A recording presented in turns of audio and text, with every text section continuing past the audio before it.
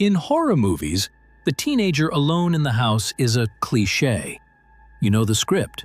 The lights flicker, the phone rings, the killer is already inside. On September 22, 2006, 16-year-old Cassie Jo Stoddart was house-sitting at her aunt and uncle's home in Bannock County, Idaho, watching their pets for the weekend. Two boys she considered friends had already slipped into the basement. They weren't just inspired by the movie Scream. They wanted to make their own version. By the end of the night, Cassie had been stabbed 29 times, and her killers had filmed themselves planning it. Cassie Jo Stoddart was born December 21, 1989, in Pocatello, Idaho. She was a junior at Pocatello High School, popular, reliable, the kind of student who earned good grades and showed up when she said she would.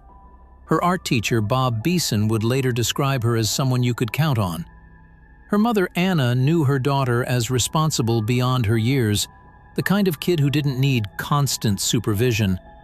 Which is why, when Cassie's aunt and uncle needed someone to watch their house and pets while they were out of town, they asked Cassie. She'd done it before. She was trustworthy, mature, careful. On Friday, September 22nd, Cassie's mother drove her to the house on Whispering Cliffs Drive, an isolated property on a hill northeast of Pocatello, surrounded by scrub brush and quiet darkness once the sun went down. Cassie's boyfriend Matt Beckham came with her, planning to keep her company for the evening. They'd watch movies, hang out, make the best of a quiet Friday night. Around 8:20 p.m., two more people showed up. Classmates, friends, or at least friendly acquaintances. Brian Lee Draper and Tori Michael Adamczyk, both 16, both students at Pocatello High. They'd come to hang out, they said, watch movies, kill some time. Cassie gave them a tour of the house, showed them the rooms, the basement, the layout, everything they'd need to know. Brian Draper and Tori Adamczyk were not outcasts in the dramatic sense. They weren't bullied relentlessly or isolated completely, but they were on the margins, the kind of teenagers who didn't quite fit, who felt invisible, who desperately wanted to be seen. Brian had moved to Idaho from Utah. He'd struggled to make friends, felt like an outsider.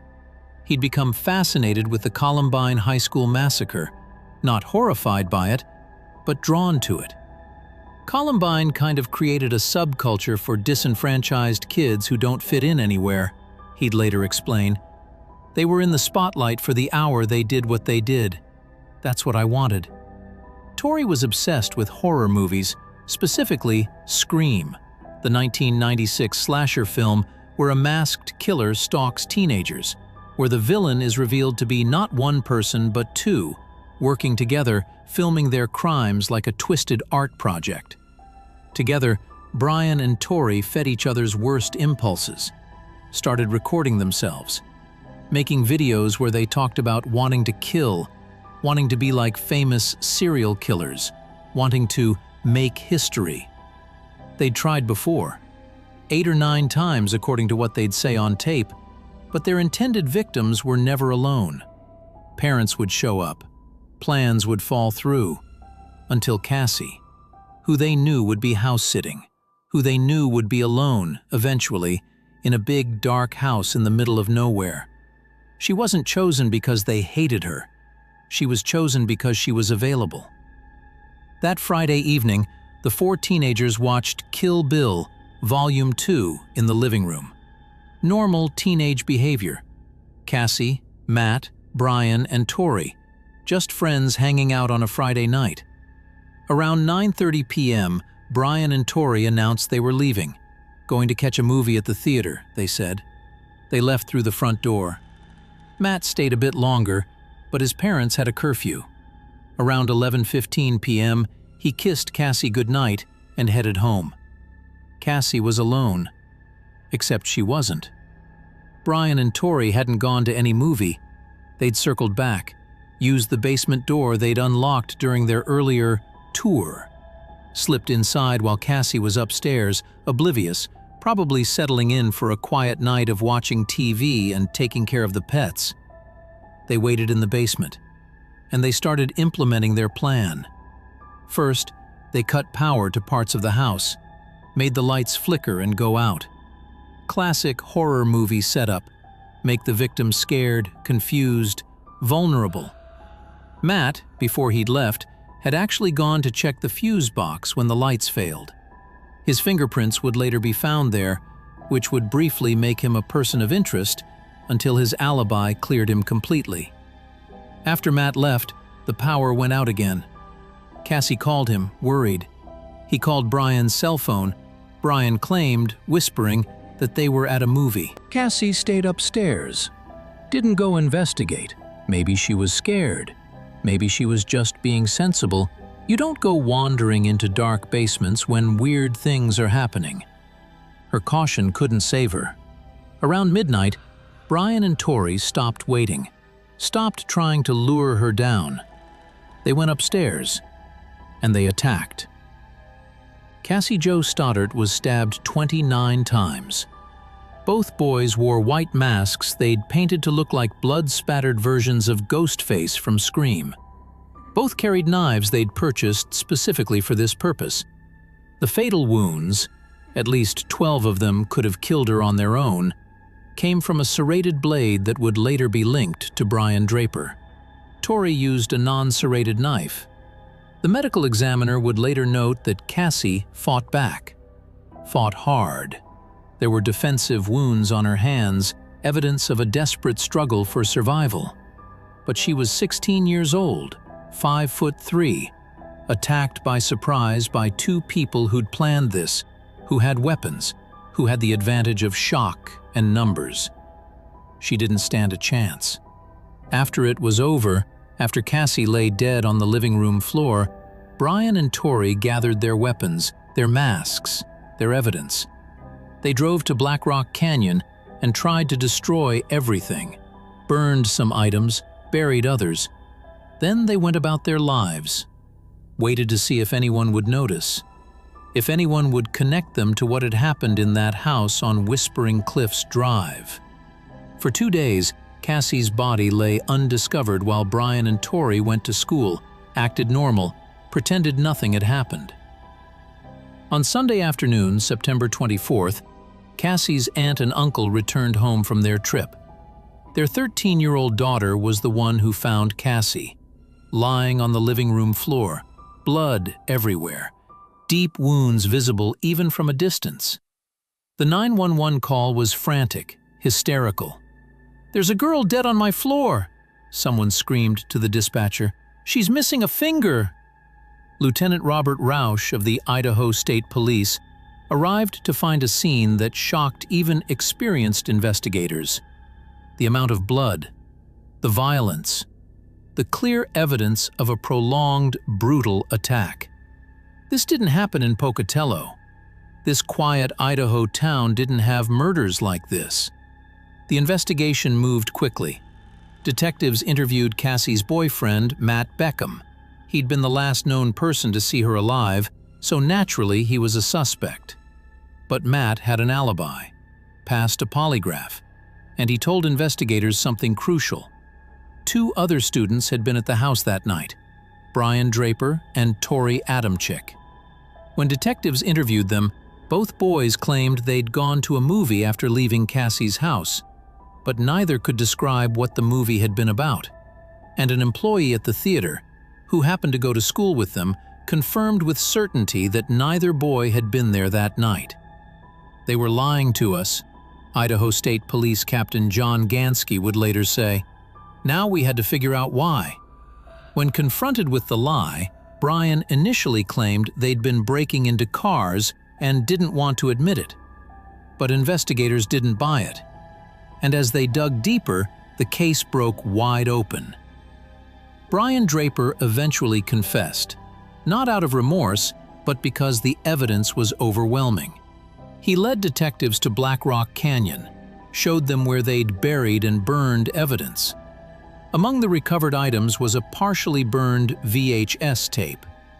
Forensic specialists restored it, and what they found was chilling. The tape showed Brian and Tori at school the day before the murder, filming Cassie at her locker. She waves at the camera, friendly, unsuspecting, has no idea what they're planning. Then the video cuts to the school library.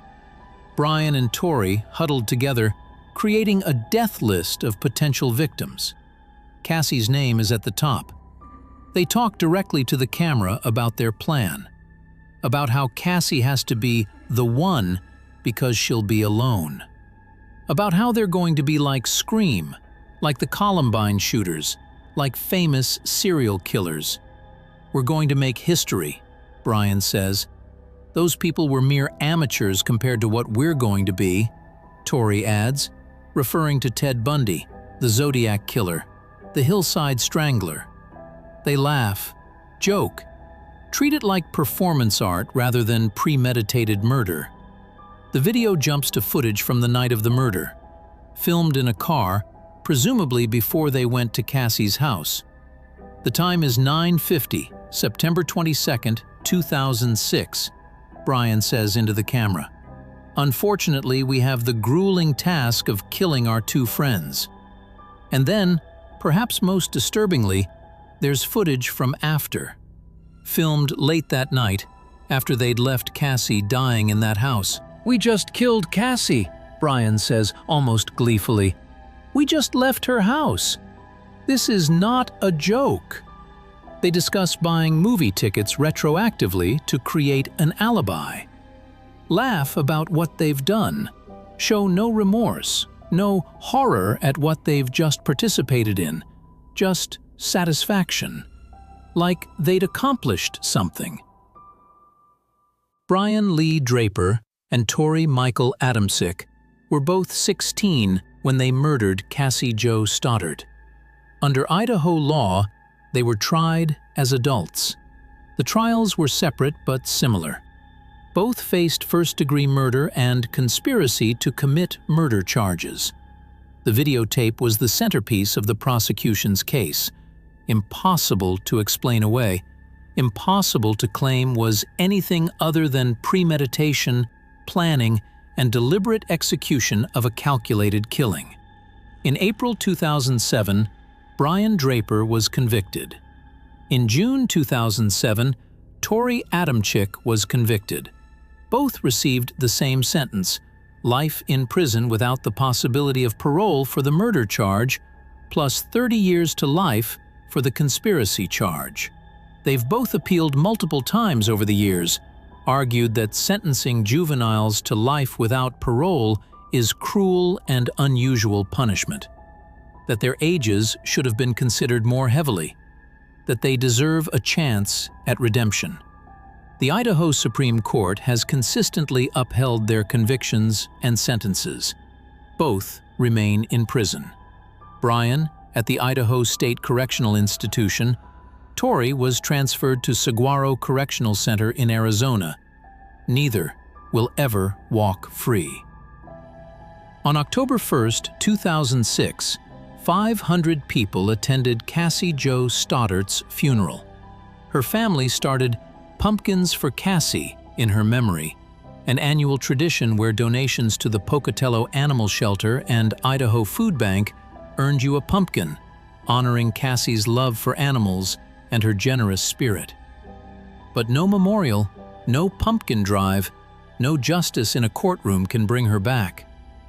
Cassie Jo Stoddart was 16 years old, a junior in high school, responsible, kind, reliable. She died because two boys she considered friends wanted to be famous, wanted to recreate a horror movie, wanted to make history. They succeeded in one sense. The case became known as the Scream murder, their names forever linked to one of the most disturbing teenage killings in modern American history. But they didn't become famous the way they imagined. They didn't become legendary serial killers or cultural figures. They became exactly what they are: two kids who murdered their friend and will spend the rest of their lives in prison for it. The hardest part of this story isn't the violence, though that's terrible enough.